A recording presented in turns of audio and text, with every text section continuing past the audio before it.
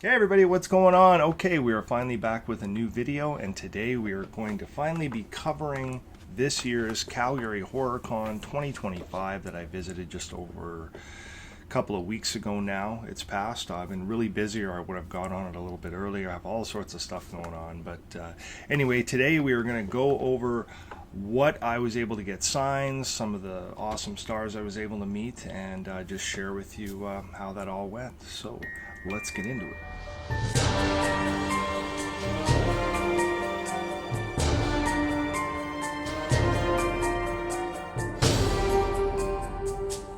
Okay, so this year's Calgary Horrorcon was held at a place called the Genesis Center. It was its debut at this new venue. I thought it was actually really cool. In the past, it had been at the DoubleTree by Hilton, that's not far from the airport. It used to be the Clarion Hotel when I started going to these events, anyway. But this year, it's at the Genesis Center, and it was a totally new experience. I also went alone for the first time. Normally, I have somebody with me or a kid will come along, but I was pretty much stuck on my own this time. Couldn't get anybody to go with me. So, yeah, I went on my own to this new venue, and I thought it was actually really cool the way it was set up. But there were a few hiccups to begin with. Like, I got there probably. Oh, I left probably just before 7 a.m., which, it's about a 3 hour drive right down to the center from where I live in my place. So I got there a little before 10. It was probably 9:45 or so. I remember getting pretty much up to the lineup to get inside, which was probably about, I don't know, a little over 100 people deep maybe. So I have a couple of shots I took while waiting in the lineup because turns out there was quite a wait to get inside. So I think there were definitely some hiccups with the new process, and it was pretty slow going. I know Dan came out after we had been waiting a while and was telling everybody, what was going on, and there's a few delays, and I'm really sorry. It's taking longer. It's pretty slow going. So. For me, I was kind of panicking a little bit because I had a pretty big day planned.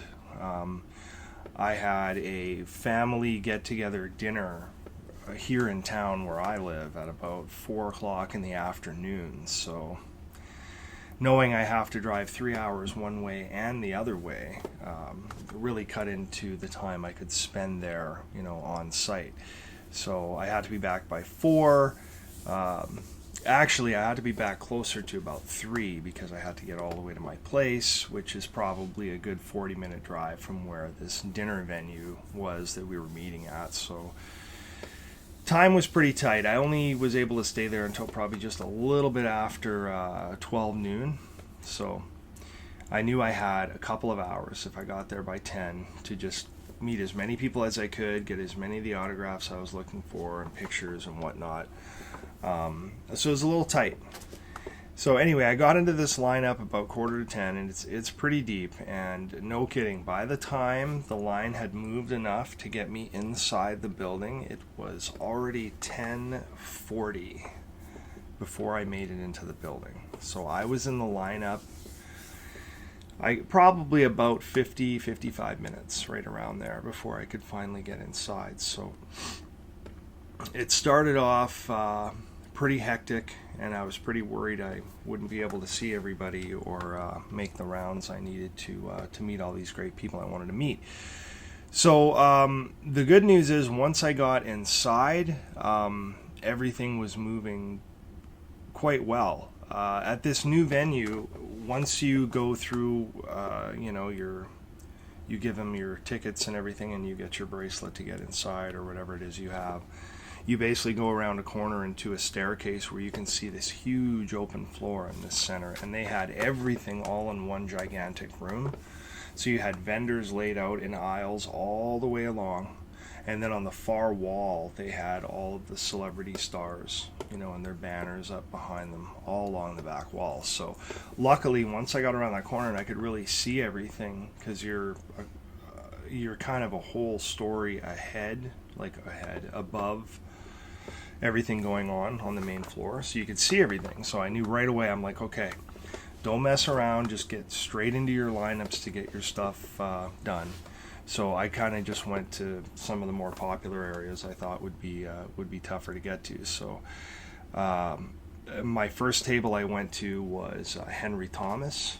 And luckily, when I got there, the lineups weren't super deep yet. They were actually pretty short lines, just as people were first getting in there. So I thought, okay, I'll take advantage of this and jump in. So the first celebrity guest I got to meet was Henry Thomas. I wanted to meet him because I had recently picked up I wanted to meet him anyway, but I had recently picked up an original Fire in the Sky poster. I'm sure you guys are familiar with that movie. It's the alien abduction movie, the Travis Walton story.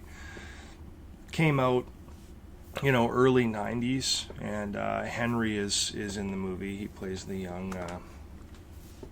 youngest crew member on the clear cutting team, or whatever you want to call it. They were a team that was out there basically with a lumber contract, and I'm sure you guys know the film. But anyway, I had picked up this original poster recently because I thought that would really be great to have him sign it. Maybe I'll get a shot at Robert Patrick signing it someday, because he was supposed to be at the Edmonton Expo last year, and I thought, well, maybe I'll get a chance to meet him. It'd be cool to get his signature on there. But Henry Thomas being there, I thought, that is so cool, and it's more up my alley because I love that movie. I mean, I love E.T. and so many other great movies that Henry's been in. But Fire in the Sky is one of my favorites, and I thought that would be a great poster to have. So I literally got this poster in. It arrived Friday, really the day before the Horrorcon. So it was just absolutely perfect timing to actually have it right here. So I brought this poster, as well as some DVDs, Blu-rays, or whatever. I think they're all Blu-rays or 4Ks pretty much that I had some celebrities sign. But I just loaded up a lot of that kind of stuff, planned it out on the Friday, and then of course when I went there Saturday, the poster was one of the big things I wanted him to sign. Luckily, none of the lineups were really deep to begin with at all. So when I got in there and went over to that area right away, it was definitely the smart thing to do. So I asked Henry to sign a couple of things for me. He had a gentleman there helping him, so I was looking for a couple of autographs and a picture as well, because he did have a combo price, which was cool. But the first thing I had him sign was this awesome Vinegar Syndrome copy of Cloak and Dagger. This was one of my favorite movies growing up. I really, really enjoy it. And yeah, once they saw the set too, you got the cool Vinegar Syndrome set. Yeah, this is really awesome. So, of course they both knew it right away. I'm sure he signed a few of these in the past, but he put his autograph right up here. He put Davy underneath it there. Very cool. I said I must have watched this movie like 30 times as a kid, so I grew up watching Henry on the big screen and all, so I thought that was really cool to get that done. Now, the other thing that I had done, as I mentioned, was the Fire in the Sky poster that I had just recently picked up. So what I did the night before is I unrolled this poster and I rolled it back the other direction and just let it sit there overnight, because I knew when I pulled it out it would be a little bit flatter because it was wound up so tight, the other direction. And it worked fairly well, but there was a little bit of an incident that happened that made this whole experience with Henry Thomas pretty special, actually. So what happened was Henry was signing the poster, and as he's writing his name, all of a sudden the paint pen he was using just started leaking all over the poster. So he's writing his name, all the best. Here, I'll show you what it looks like here. So he's writing the poster, and the pen starts dumping out. And I see this look on Henry's face of just total panic. He had a look on his face like, oh my God. And he's looking at it, he's like, I am so sorry. I'm so sorry. He just kept saying that over again, and he's like, the pen just started leaking. I am so sorry, right? And, he was instantly trying to figure out what to do. He and the other fellow that was there helping him. They were looking at it thinking, oh God, what do I do? Well, I don't want to, they didn't want to like dab it or something like that, right? They were worried how it would look. So then we thought, okay, well, maybe we can try to let it dry. But Henry was really choked that he had ruined the poster. He said that's probably the worst autograph I've ever done. I am so sorry about that. He felt so bad. So the guys right away, were saying, oh, if you want another picture on the table or whatever, I'll sign that for you, like no problem. And and the whole time I'm just like saying, it's totally fine, don't worry about it. Really, I'm just going there for his autograph. I mean, he could just put a scribble as long as it's by Henry. That's all that matters, right? So I wasn't that worried about it. I mean, yeah, it's blotchy. It looks a little weird. It's a little hard to read, but ultimately, it's kind of a cool Henry Thomas story because he was so worried about what he had done to this poster. And I did pick another picture off of his table there. And I ended up picking this one for my wife because my wife's a Henry Thomas fan. She always liked him, thought he was cute, blah blah blah, right? So I just said, oh yeah, my wife's a big fan. I mean, why don't I, I'll take this one. And I picked this Gangs of New York one, of course, that I figured she would like, and she did. So he signed this for me, as you can see here. So very cool of him to do that, but unnecessary. It's accidents happen and it's okay. The poster isn't ruined. It would be different if it was just a random spill or something, or if I wrecked it. But I mean, if one of the stars of the movie, puts his autograph on it, and it's, so what? It's a little blotchy. That's okay. I'm still happy he signed it. Yeah, it's a bummer. It looks a little funny and it's a little hard to read, but it's a really cool story. So what we did was they said, okay, well, are you going to be here a while? Because if you're going to be here a while, I can put it under my table. And this is me and Henry talking. So we were just super casual. It was really cool. He says, I'll put it under my table and you can just come back and grab it, later when it's a little more dry. And I said, sure, yeah, I'll be here for a little while. And again, in the back of my head, I'm thinking, okay, it's already almost 11. I have maybe an hour here and I have to get out of here. So I thought, hopefully it'll dry. But yeah, awesome experience meeting him. He was super nice. So I went around and I got a few others and whatnot. And before I left, I came back to his table.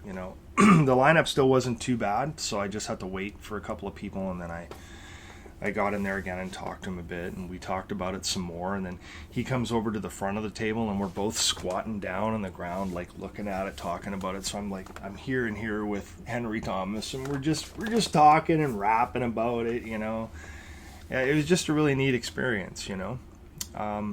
Super nice guy though. Like I said, he's just a person like everybody else, but.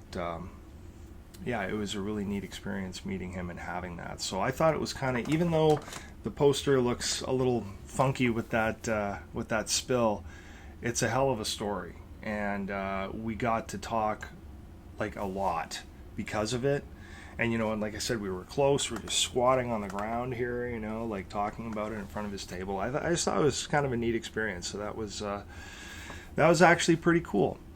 So I went and picked it up at the end. It was still a little wet, so what I did is I had all my other stuff packed away in the bag I brought, and I just carried the poster out more or less like this, where it was still dry. It wasn't running at this point, but you could see it was still a little wet.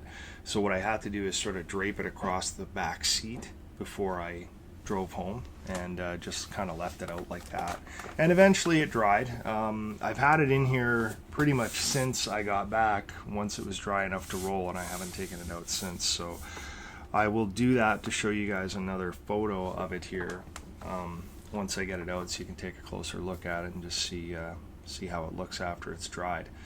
But really neat experience with Henry Thomas. I thought that's a pretty neat little story there. Okay, so the next stop after that was I wanted to go to Douglas Tate. Now, most of you are probably familiar with Douglas. He's a stuntman. He's been in a ton of films. He's close to the same age as me. I think I have him by maybe 2 years, but we're basically from that same era. So, you know, I could totally relate to him. I've been following him on Instagram forever, right? A really nice guy. And he also happened to play Michael Myers in Halloween Kills. He did the scenes where he was on top of the SUV. You know, when Myers is on top of the SUV and he jumps off, he kills a few people or whatever.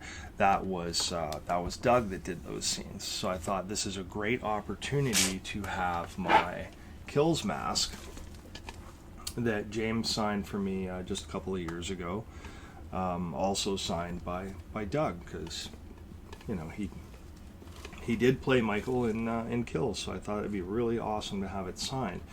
So, funny story with this is Doug was a last minute add-on, like 2 days before the event. He wasn't even supposed to be coming, you know, so it was kind of a big surprise and really cool. And I thought, okay, well, I gotta get him to sign this. So when I looked up his prices for autographs and pictures and all the rest of it, it was pretty close to everybody else, you know, totally reasonable. But I noticed he had Michael Myers masks. He charged, it was more than double the price of an autograph. So I thought, wow, that's going to be quite a commitment getting him to sign this, because I think James only charged probably about half of what the cost was to get him to do a Michael Myers mask. And I thought, well, that's kind of crazy. So although it was a little weird, I thought, well, whatever, you know, I want to get him to sign this. It's probably the most important thing to sign, so I'll bring this to get him to do it. And I was surprised when I got to his table. What I realized is he was selling some Trick or Treat Studios just stock Kills masks that weren't rehauled or anything, just like ones right off the shelf, and he'd put an autograph in them, and he would sell you the mask with his autograph, and that made total sense. I was like, oh my god, I totally have this wrong, right? So here I was prepared to spend that much and thinking, man, that's pricey just to get an autograph, but I really wanted it on there. And I got a nice surprise when I realized, you know, he was selling the masks just on their own, just like I said, a stock copy. So it made sense. But anyway, so when I met him, I had this in my hand and I was holding it, and you could just see he's like, oh, hey man, how's it going? And he looks down and sees it, and he just got this serious look, and he went, whoa, that's a really nice one. Yeah. And I was like, oh, thanks. And he's like, who did that? And I said, well, it's a Remzap Studios one. And he's like, what's that? And I said, Remzap Studios. He's like, oh yes, okay, I know Remzap Studios, those are awesome. So he knew Raimi's work, and yeah, he was really impressed with this mask. He's looking at it going, that is awesome. That looks really, really good. Yeah, he was really impressed with it. He thought it looked really, really cool, and he was nice enough to sign the inside for me. So, all right, so anyway, here's a look at it. So you have James Jude Courtney there on the one side, and of course Raimi's autograph here he puts on it. This is from 2022, this mask. And then here on the other side of the chin, Doug signed it for me. Douglas Tate, The Shape, SD, Halloween Kills. Really neat writing he actually has too, so that was cool. So I got Doug to sign this as well. And it's another autograph, it's another autograph that is kind of near the front where this mask can get pretty wet if you're using it. So I'm going to have to be really, really careful if I'm cosplaying in this to not smudge that up. But either way, still really excited I got Doug to sign that. He's a super nice guy. We got some pictures together here at the end, and he's a big dude. Like, you guys might remember when I met James, we were just about the same size. I do think James probably has maybe half an inch on me, because when I did meet him, I was in my gear and I was wearing my Wolverine boots, which will probably give you 1.5 inches of height. Anyway, but we were just about the exact same height and about the same size. And I know he wears a 46 long for the coveralls, which is exactly the size I have. So James and I are very close in size. He's a little broader than me. He's a pretty big dude. But Doug is big, man. Doug is like, I would say he's probably more like 6'4". He's a good 2 inches taller than I am. He's a big guy. And he's, you know, really broad too. Like I'd say he's definitely bigger than James. So that was cool to see. And you know him. I mean, he played Jason in Freddy vs. Jason for a bunch of scenes too. So, and he's been in all sorts of stuff. He's done all sorts of great stuff. And yeah, I was really excited to meet him. He was a super nice guy, and I was pleasantly surprised. I didn't have to pay nearly as much as I thought I would for that autograph. So, had I known that ahead of time, I probably would have brought a few other things to get signed. But he was a total pleasure to meet. Super nice guy. And I was trying to show him the picture I had with James from 2 years ago. He wanted to see it, and I'm flipping through my phone, and of course I'm nervous and a little, I got the starstruck thing going on a bit, so of course I couldn't find it. So after a good 20 seconds or so that felt like 2 minutes, I was like, don't worry about it. And he's like, oh, just send it to me on Instagram.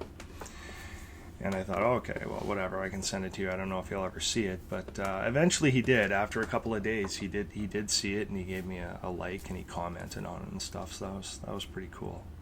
Like I said, Doug was a really great guy. So if you ever get a chance to meet him, for sure do that. All right, so after that, my next stop was Joe Dante's table. Now, Joe Dante, I'm sure you guys know, he's a very famous director. He directed, Gremlins and The Howling, as well as one of my all-time favorites, The Burbs. So what I did is I had him sign the cover of my DVD of The Burbs. It's actually right here. He just signed it here in this yellow pen. There's a little bit of a paint transfer here. It's actually not on the cover itself, as you can see here. It's just his autograph, but what happened was when I was putting it in, I thought it was dry enough, and it wasn't, so I got a little bit right here. I can just clean that off. I just haven't yet, so you can sort of see. But if you look here, his autograph's right on the front like that. I was thinking maybe get this side done, but I'm like, no. This is like the one sheet from the movie, so I figured I'd get the front of that signed as well. And I told him I was a big fan of the movie, of course. So were my kids. I was there opening night to see that film. I thought it was great. I thought it was wild that it wasn't a bigger hit than it was, because I really enjoyed it. It's just such a fun movie, and as he's signing it, he's like, oh, everybody loves The Burbs, so I guess he probably gets a lot of autograph requests for The Burbs, but for me, it's definitely my favorite of his. I thought about getting my Howling disc signed and stuff too, but again, everything adds up. It gets really expensive, so I was trying to just go with some bare essentials, So I only got an autograph with him. I unfortunately didn't get a picture. I would have liked to. Again, it's just, the budgeting and stuff. It would have been nice to be able to get everybody's picture. But unfortunately, I wasn't able to get Joe's. But very nice guy. I only talked to him for a little bit. It was probably about a minute, the whole thing. But yeah, he was very polite, really cool, told him all about The Burbs. And yeah, I'm really happy I got his autograph. Okay, and my next stop after that was Duncan Regier's table. Now, Duncan played Dracula in the Monster Squad. He's been in all kinds of movies. He's done all sorts of great stuff, had a pretty storied career. But, I've always known him for the Monster Squad. Same kind of reason I love The Burbs. It's another one of those ones that I watched, as a kid. Opening weekend, we went and saw the Monster Squad back in, I think it was 87. So I was 10 or 11. But it is one of my all-time favorites, so I told him all about that. I said, my kids love it. We watch it every year, and he was nice enough to sign my 4K Blu-ray. I just had him sign the outside slipcover here. So he's got Duncan Regier up top with Dracula underneath. So it was really cool meeting him. I kind of wanted to get a picture with him as well. Again, it's the cost of everything. I would have liked to. So looking back, it would have been cool to have a picture with him. But he was a super nice man to meet. He was very humble, and he was glad I really enjoyed this one and stuff. And told him how great I thought he was and all the rest of it, and he was just like, thank you, kind of, he was humble and awesome. So can't say enough good things about Duncan Regier. yeah, the Monster Squad, what can I say? It's another one of my all-time favorites. Okay, so my next stop after that, I decided I was going to try to tackle all of the Friday the 13th Part 5 crew that were there. That was basically the centerpiece that we had heard about that were coming to this year's HorrorCon. It was basically like an anniversary of all these people from the fifth movie. You know, we had Tom Morga there, and we had Ron Sloan, who played Junior on the motorcycle. We had Melanie Kinnaman. She played Pam. She was there. And, of course, Tiffany Helm, who played Violet, everybody's favorite character. They were all there. And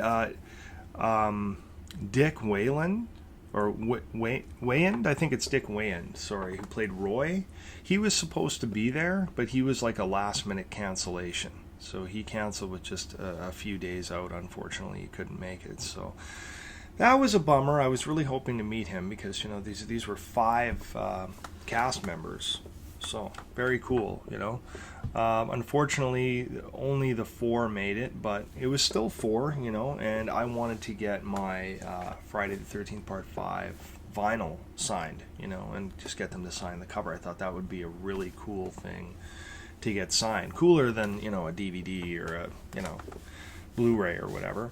So, I brought that along, and I was basically heading down the aisle with it, because what I had to do in between each of these things, because like I said, I was on my own, is I had to go off to the side, find a spot that wasn't crowded, and, you know, basically crouch down on the floor and sort all these items I wanted to get signed that I had in my backpack. So I had the album out and everything else zipped up and put away and over the shoulders. So here I was taking this thing to go and get it signed by a lot of the cast members. And I had got up to Tom Morga first. So I met Tom Morga, who still looks great. You know, I think he's over 80, I'm sure, but he looks fantastic. He still looks like Tom Morga, just, you know, a little older, but I mean, that's him. You see him, and you're like, yeah, that's Tom Morga, you know, and he was so nice.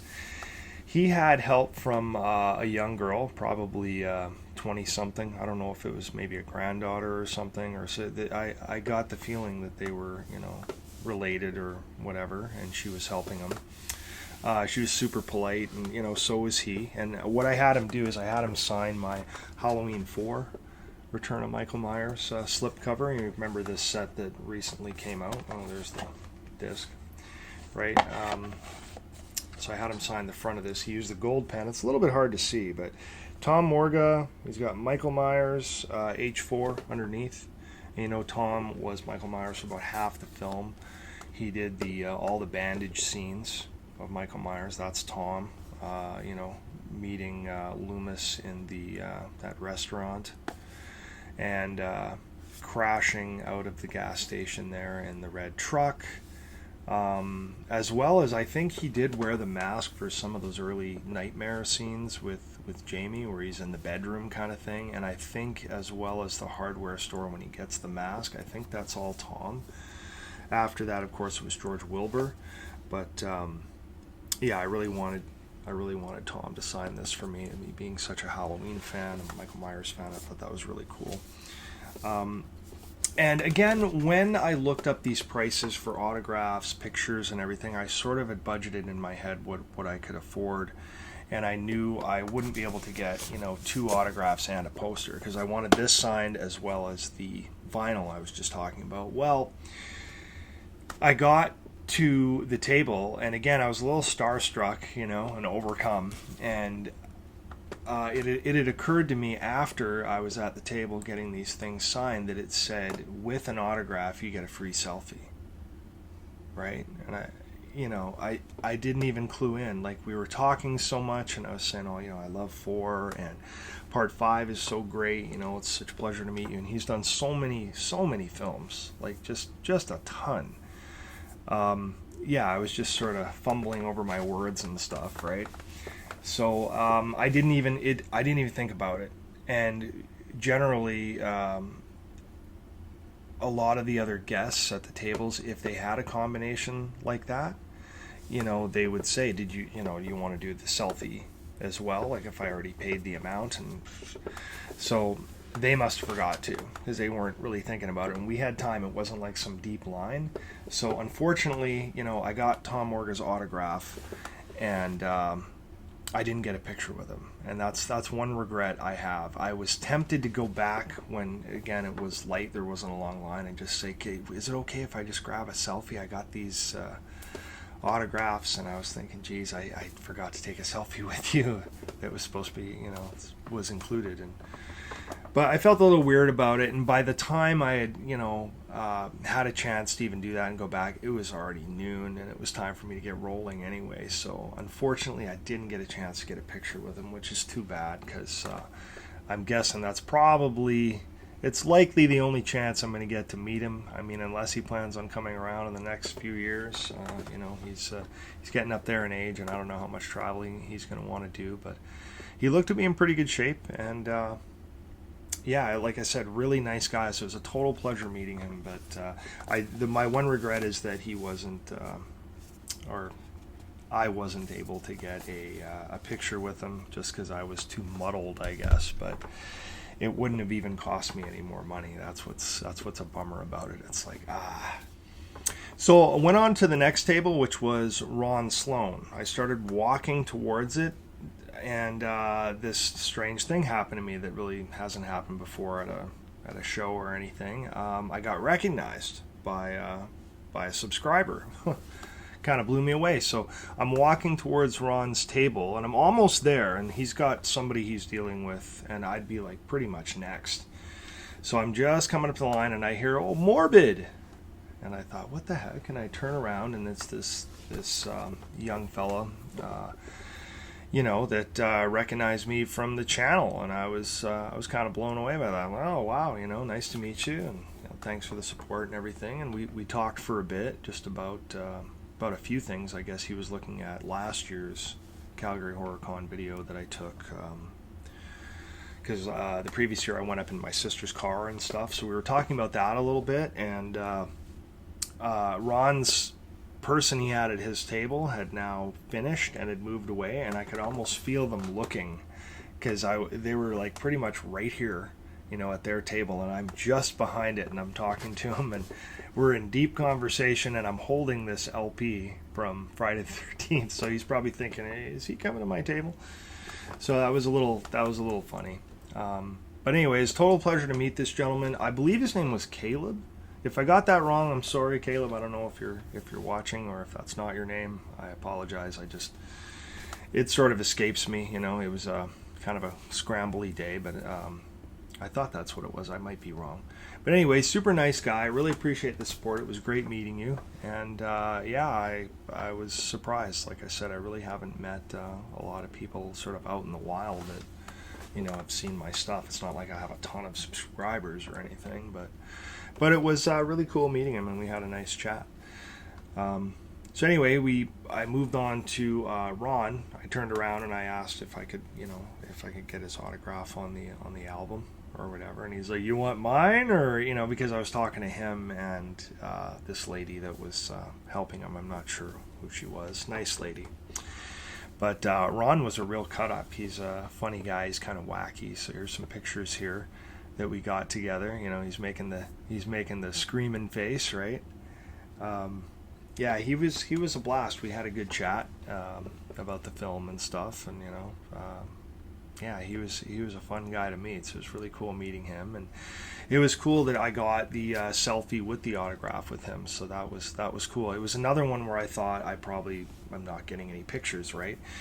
I figured like a Friday the 13th Part 5 group picture would be the best, which they did offer, but it wasn't happening until like 5 or 6 that evening, so it was way after I'd be gone, unfortunately. So those are the times where I wish I lived in Calgary, or the show was in Edmonton and I had more time to stay, or I didn't have a dinner arrangement, I guess, because then I could have stayed there all day. It just gets a little boring when you're by yourself, and you have to sort through gear and stuff. It can take a lot of time, and it can be pretty stressful and stuff. So maybe sometime, if I don't have other plans going on and I go down with someone, I could spend more time there. But yeah, so far I was really loving this venue, and just the whole way it was set up. I thought it was better than it's been in the past for sure. So that was pretty cool. Anyway, Ron was a blast to meet. Cool pictures, and yeah. And after Ron, I also met Melanie Kinnaman, who played Pam in the film. As I'm sure a lot of you guys will remember, she was pretty much the final girl in that one. You know, she was the blonde who had many scenes in the pouring rain with the big boots and the white shirt, and I don't think there was anything on underneath the white shirt, if I recall. So that's some classic Friday the 13th there for you. But yeah, she's quite a looker in the day, and still looks great. Nice lady, really nice lady. So it was cool getting her autograph. Unfortunately, I didn't get a picture with her. I think it was a separate price. It didn't come with the autograph or something. It would have been cool, but that was one I wasn't able to get a picture of at the time. And like I said, I was just trying to go through and get everybody to sign this thing for me and, you know, make time out of it. But she was great. I told her she's one of the best with a chainsaw. One of my favorites with a chainsaw anyway, outside, of course, Leatherface and stuff. I thought her big duel with Jason was cool. So she was a pleasure to meet as well. And then after that, at the end, we went to Tiffany Helm, who played Violet. I was really looking forward to meeting her because, you know, as a kid, Violet was always my favorite. You know, she had the crimped blonde and black hair and did the funky dance and everything to that. There's a man with no life in his eyes. So, yeah. Anyway, she's a popular character, and she was there. She had some help with her as well, and we were talking, you know, and I'm like, oh, Violet was my favorite character, right? And they're like, yeah, Violet was like everybody's favorite character. And I'm like, oh, she should have been the final girl, right? And they said, yes, she should have. Totally. That's what we thought too, you know? And I was like, yeah, I think that would have been cool. Anyway, beside the point, she's my favorite from that film for sure. So it was great meeting her. She's super nice. She's another one like Matthew Lillard, actually, the previous year at the Calgary Expo, who noticed my Oilers hat. You know, she pauses and she looks and she's like, oh, look at his hat, she says to the fellow that was helping her, and they're like, oh, and I'm like, oh no. I'm thinking you're probably Flames fans, right? Because I heard that Tiffany actually lives in Alberta, so she must live not too far from Calgary, and she must be a Calgary Flames fan, which is cool. You know, I get it. There's a big rivalry between Calgary and Edmonton, so yeah, she was like, I just can't stand that McDavid, that he's an annoying mug or whatever, right? She said something like that. It was pretty funny. Yeah, I get it. Like, you know, McDavid's a generational player, and we fluked out and got him, you know, back, like, I guess it's 10 years ago now, but you could tell she's a hockey fan and not a big Oilers fan. And at the time, they're actually in the Stanley Cup final, so that's another thing that had been going on as I've been watching them in the playoffs here and there, and the teeny bit of spare time that I've had. And 2 years in a row now, they've made the Stanley Cup final and unfortunately lost in devastating fashion to the same team, Florida Panthers. So, yeah, that was pretty rough. It's pretty hard to make a Stanley Cup final, and to lose 2 years in a row like that, pretty devastating, because you really don't know if the opportunity is going to come again. But anyway, I'm not going to go on and on about hockey, but I just thought it was funny that Tiffany Helm, a bit of a hockey fan, and yeah, she made a little crack here and there about the Oilers hat, just like Matthew Lillard did. Because Matthew Lillard was like, he looks at it and he just points at it. I'm like, oh, what, you're not a fan of the Oil? And he goes, boo! Like that. Obviously, Matt was a Kings fan, and at the time, we had played him 2 years in a row, and we beat the Kings to go further in the playoffs. And when I had met him last year, we were playing in the playoffs for the third time, and we won again. So I'm sure there's a little bit of extra hate there. And believe it or not, this year we played the Kings again in the first round and beat them again for 4 years in a row. So I'm sure Matt is probably quite the Oiler hater at this point. But just some funny stories with those celebrities and my hockey team. So anyway, great experience meeting Tiffany. Like I said, she, Violet, really cool character, and she was super down to earth, easy to talk to. I think she even dropped an F-bomb or something. Like, she was really casual. So it was cool getting a picture with her as well. She was really awesome. I remember she wanted the flash working on my phone, and the fellow who took it, I had the flash on, but it wasn't going off because the lighting was so good, as you can see in the picture. I mean, turned out well, but she wanted flash. I don't know why. I thought she looked great. But yeah, she was a blast to meet. Super, super nice person. And a lot of people don't realize her mom is Brooke Bundy. So Brooke Bundy was, she's a famous actress, been in all sorts of things. But most of us would know her as Kristen Parker's mom from Dream Warriors, as well as Part 4. I think she's in too. But that's her mom, believe it or not. So that is pretty cool. And her mom's just about the same age as mine. I think my mom's a year older than hers is. So my mom had me, of course, later, yeah, it's kind of interesting. Our parents were around the same age too, so very cool. Okay, so here's a look at the LP that I got signed right here. I'll give you a better shot close up, but as you can see here, you got Melanie Kinnaman right in the middle, played Pam, and Tom Morga signed just underneath there. They both used blue. I thought blue looked great. Blue or silver would look cool, as you can see. Ron Sloan signed the bottom there, Junior underneath, which was really cool, and then Tiffany Helm up top with Violet in the blue. So very cool. It would have been great having, Dick Wayand on there, aka Roy. That's too bad he couldn't make it. Hopefully he can in the not too distant future, because I would love to get his name on here as well. I don't have any of my LP albums signed by anyone, but I thought that was a pretty cool thing to get signed, and I put it in this sleeve. I think I pulled this off my Creep Show too, but just to protect it. So I'll probably be using it on this now, just to keep the autographs looking nice. But yeah, great experience meeting all of them.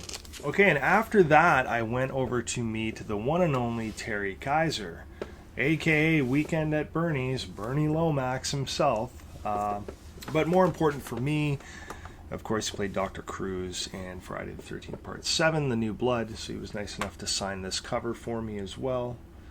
So Terry Kaiser, Dr. Cruz, he wrote hi on it, right? Little message there. Very cool. He was super nice, and he was nice enough to give me a photograph as well with the autograph. So we were talking, and he was asking me, what I liked about it, and I said I just recently watched it, for Friday the 13th, because that had just passed, the previous day. I think this was Saturday the 14th.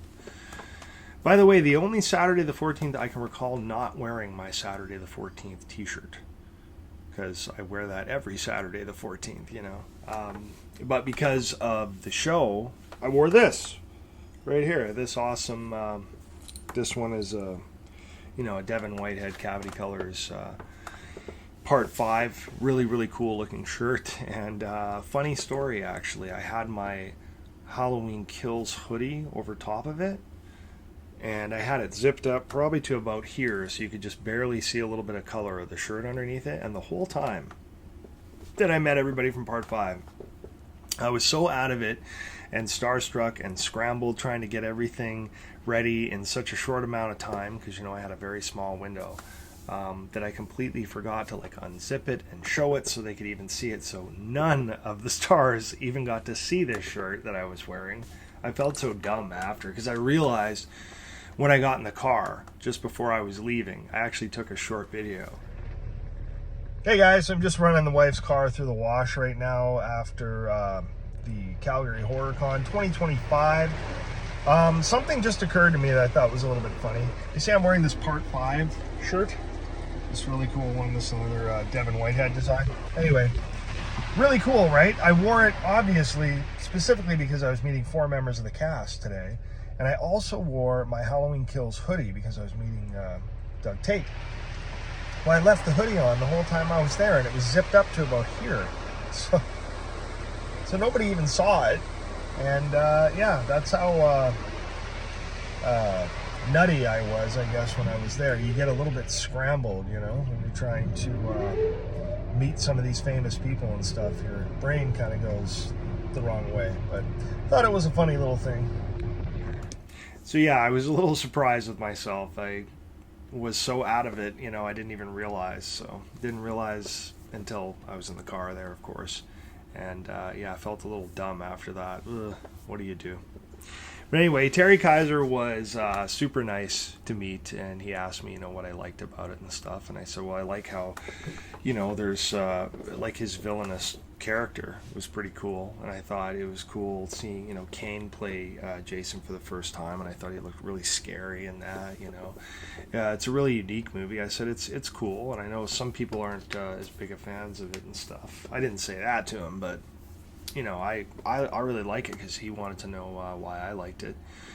And he said when, you know, he was approached with it, he's like, I'm not doing a part 7 of anything. Like, what are you talking about? That sounds terrible. But I believe when he talked to his agent, and, you know, they said, oh, this honestly could be a pretty good opportunity, right? And lo and behold, it ended up being so, right? And he's bigger than I thought he was. Like, I figured, you know, you see him on the screen, like Bernie, he looked kind of like a smaller dude, and he really wasn't as small as I thought. I figured he was probably like a guy's maybe, you know, 5'7" or something, but he was quite a bit taller than I thought, and he looks fantastic for his age, you know, and he's pretty sharp. So yeah, it was great meeting him. He was a blast. I'm really glad I got out to say hi to him, and he was great with the photos, like I said. So one of the nicest guys I've met, I would say. All right, guys. Well, that pretty much sums up the Calgary Horrorcon 2025. Probably one of the shortest lengths I've ever been at one of the Horrorcons. I mean, to only really be on the floor for an hour and 20, maybe an hour and a half to do all that. I was amazed I was able to get through and get what I got in such a short time frame. And I would have loved to stay longer to really look at all the vendors and stuff. I didn't get a chance to do that because it was just way too rushed. I definitely don't want to plan anything like that again. I'm not going to have some dinner I have to go to and to be back by. That was way too hard to pull off. But believe it or not, this was one of the best horror cons I had ever gone to, just for the experiences and talking to so many of the celebrities and stuff. It was a blast. I would have loved to stay there, you know, longer, but I really enjoyed the new venue. I think that's going to be a winner. The setup is great. Hopefully they get the flow a little better, you know, so we're not waiting so long to get in. But I'm sure that's something that'll improve over time, right? But yeah, I had a really good time at this one. You know, it was fun meeting the celebrities. It was great having that interaction with Henry Thomas. You know, I feel like we got to chat on like a personal level, and I got to know him a little bit. You know, so that was really cool meeting him. And I thought it was funny, the pictures he took. You know, he had that funny look on his face, like, you know, because he just felt so bad about the poster. He kept making this face like, I'm sorry. So it was quite an experience. Nice for that to have happened. So, you know, I think if I could have chosen just a really perfect looking autograph and a really quick meet and gone versus what actually happened, I would have taken what happened. It was just way cooler, you know. Plus, I got the extra autograph for my wife, right? So that was pretty neat. Yeah, but he's a really humble, nice guy. He also said to me, you know, when I went to pick up that poster before I left, he said, you know, if there's a vendor or someone in here that has a copy of this poster, I will gladly buy it for you. And like, he felt terrible that happened, and I kept saying, no, don't worry about it. I said, trust me, man, you were a huge part of my childhood growing up and everything, and you know, I'm thrilled you were able to sign it for me. That is so cool. And then, you know, we had this little experience. I'm like, it's really cool, actually. Don't worry about it. I have the worst autograph he ever did. you know, according to him. So it was a neat experience for sure. He was a great dude. Everybody was, you know, like Doug Tate. Like, man, he was. He's like me, you know, a fan of all this stuff, and he gets to do it for a living. So yeah, he's a guy I really like. It was nice enough to like the pictures and comment on them and stuff. So very cool. And I actually haven't been posting any of this stuff on Instagram either, because I've been waiting to shoot this video and show you guys here first before I just start plastering it all over Instagram. So my Instagram's been a little slow lately, but now that I have this made, I'm definitely going to be able to release a lot of these photos and everything and put them on Instagram to show them finally, because I'm sure there's going to be a lot of people from the Horrorcon thinking, why are you showing them off so late? How come you weren't doing that on the weekend?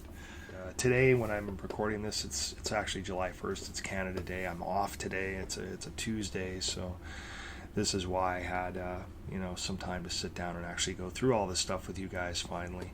So yeah, the Horrorcon was actually just a little over 2 weeks ago. It's about 2.5 weeks on. Again, great event. The new location I do really like, and hopefully they they keep going there. I do miss how they had the Friday night, you know, white hat ceremony and the little party, and they also had a little thing where they would take a lot of the celebrities out to, you know, Lake Louise or whatever it was. That'd be cool if they were able to still do stuff like that in the future. But the new venue I thought was great, and the setup was awesome. So hopefully it runs even smoother next year, and I'm looking forward to it for sure. So I will slot more time for it next year. That is a guarantee.